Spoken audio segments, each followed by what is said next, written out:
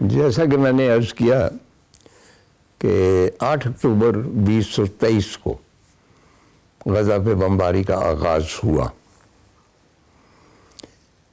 اور اب تک وہاں جتنا بارود اور اسلحہ گرایا جا چکا ہے صرف غزہ پہ، اس مختصر سی انکلیو پر، کہ آپ کو یقین آئے گا کہ سیکنڈ ورلڈ وار میں لندن پر، لیپزگ پر، برلن پر، اٹالیا کے مختلف شہروں پر، اسپین پر اتحادیوں نے جو بمباری کی، نازیوں نے جو بمباری کی، جتنا بارود استعمال کیا گیا اس سے زیادہ بارود غزہ پہ استعمال ہو چکا ہے.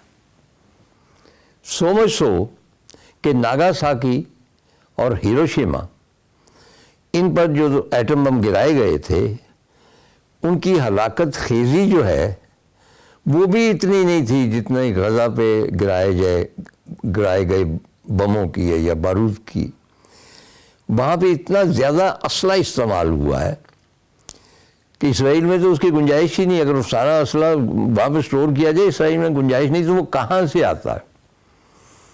آپ کو یاد ہے کہ بھئی پرائم منسٹر جو تھے برٹن کے، انہوں نے ایک تصویر کھنچائی تھی کہ ایک جہاز ہے میزائلوں سے لبریز، اسلحے سے، اور بڑے فخر سے وہ غزہ بھیج رہے تھے.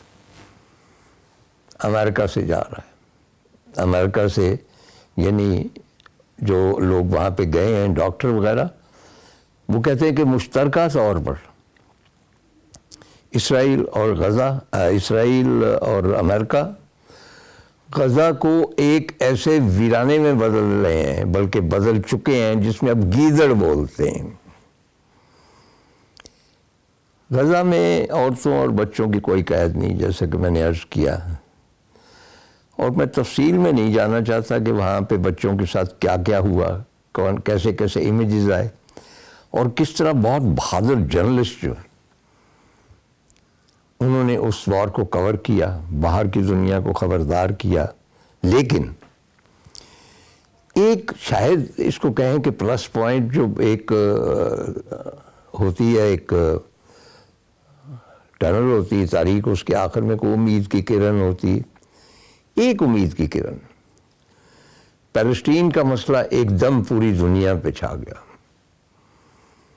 لوگوں کو پتہ چلنا شروع ہو گیا کہ ہاں یہ ہے، کیونکہ ذرا ڈورمنٹ تھا. میں اس کی تفصیل میں نہیں جاتا کہ کیسے، لیکن ان کی منافرت دیکھیں آپ. ظاہر ہے کہ ان کی ہولڈ ہے وہاں پہ. کیوں ہولڈ ہے؟ They are intelligent. وہ ہم سے زیادہ انٹیلیجنٹ ہے، ہم سے زیادہ وہ ٹیکنیکل ہے، ہم سے زیادہ سائنس ہے. اسرائیل میں 7 نوبل پرائز مل چکے ہیں صرف سائنس پہ. ہمیں جو طرح ملا تھا ہم اس کو بھی وہ نہیں کرتے.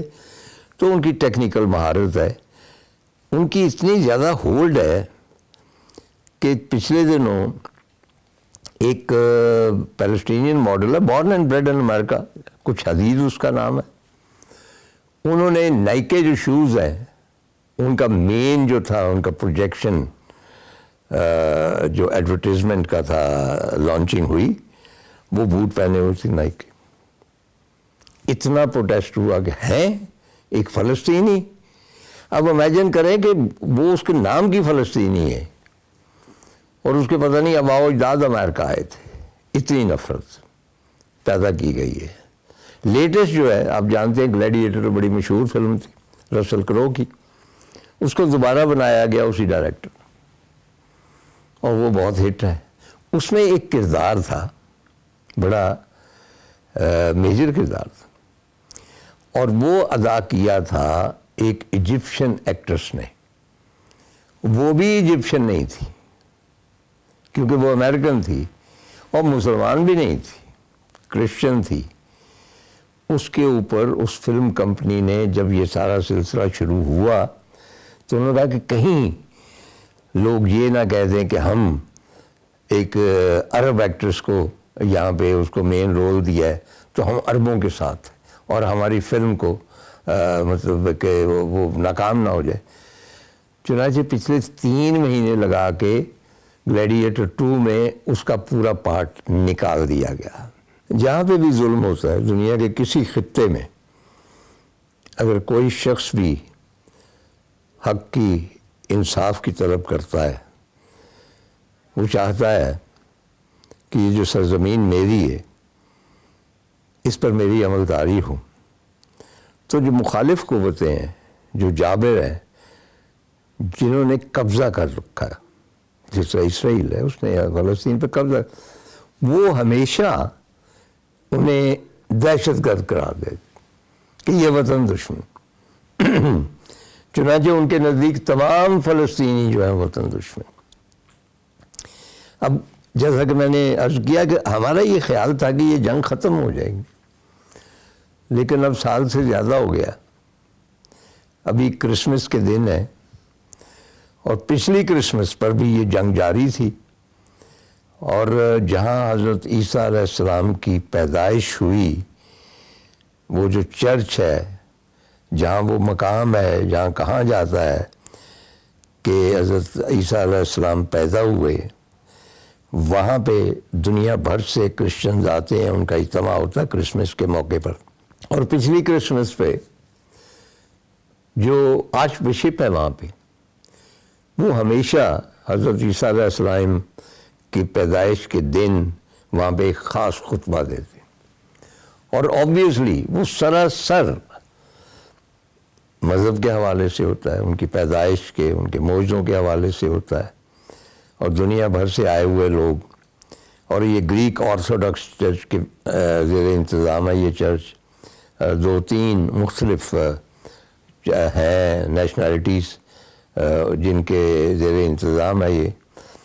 تو وہاں پہ جو آرچ بشپ تھے، انہوں نے پچھلی کرسمس پر جو خطبہ دیا، اس کے چند لفظ میرے ذہن میں ہیں جو میں نے نوٹ کیے ہوئے ہیں، اور وہ کہتے ہیں، اور وہ بھی بچوں کے بارے میں، یہ پورا پروگرام بچوں کے بارے میں، عورتوں کے بارے میں پھر کبھی صحیح، مردوں پر جو کچھ گزری وہ بھی، مطلب بیان کرنے سے فائدہ تو کوئی نہیں، بس اپنے دکھ کو تسلی دینی ہوتی.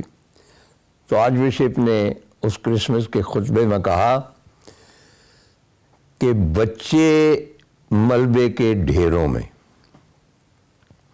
چلڈرن ان دا ربل، کیونکہ پورا غزہ ربل بن چکا ہے، بڑے بڑے ڈھیر ہیں. اور جب میں تصویریں اس کی دیکھتا ہوں غزہ کی، تو مجھے 1947 کا شالمی یاد آ جاتا، کیونکہ شالمی بھی بھرا پڑا تھا.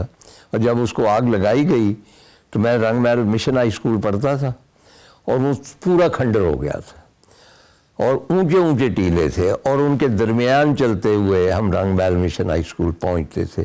غزہ میں اسی قسم کے ٹیلے ہیں، چند ایک عمارات بچی ہیں. اور آج ہی کے اخبار میں آپ دیکھیں کہ ایک ہی جگہ ہے جہاں سے ڈبل روٹی دستیاب، اور وہاں پہ ہزاروں فلسطینی. چنانچہ اسرائیل کی بھی پالیسی یہی ہے، اور انہوں نے ایڈمٹ کیا کہ ہم یہی چاہتے ہیں کہ یہ بھوک سے مر جائے، بیماری سے مر جائیں، کیونکہ تمام ہاسپٹل بام کر دیے گئے.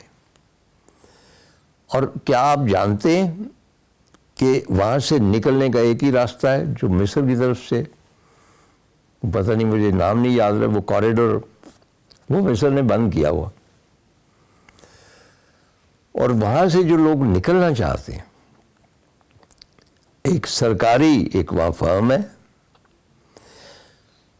وہ فرم نکالنے کا بندوبست کرتی ہے آفیشلی، اور وہ چارج کرتی ہے ہر ایڈلٹ سے $1500 وچ از اے لاٹ آف منی، عورت کے لیے $800، اور بچے کے لیے عورت کے لیے $1000، بچے کے لیے $800.